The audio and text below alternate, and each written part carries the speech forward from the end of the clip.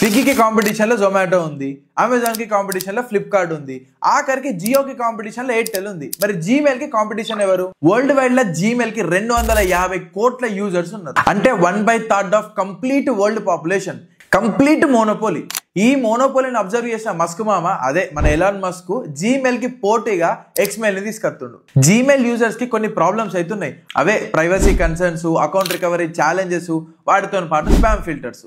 ఇక ఈ ప్రాబ్లమ్స్ అన్నిటిని సాల్వ్ చేసుకుంటా better and efficient mail services Xmail తో తీసుకురావాలన్నదే మస్క్ మామ ప్లాన్. కానీ జీమెయిల్ అనేది గూగుల్ ఎకో సిస్టమ్ లో ఒక ఇంపార్టెంట్ సర్వీస్. దీని డిస్ట్రిబ్యూషన్ అనేది అంత ఈజీ ముచ్చట కాదు. కానీ మన మస్క్ మామ దగ్గర ఎక్స్ ఉంది, అదే ట్విట్టర్ ఉంది కదా, దీనికి world wide massive user base ఉన్నది.